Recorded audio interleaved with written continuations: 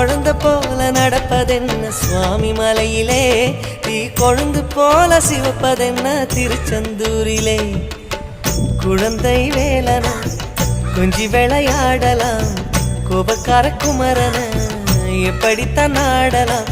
குளத்தை போல மனசு கலங்குது, குமரா தெளிய வச்சா ரொம்ப நல்லது.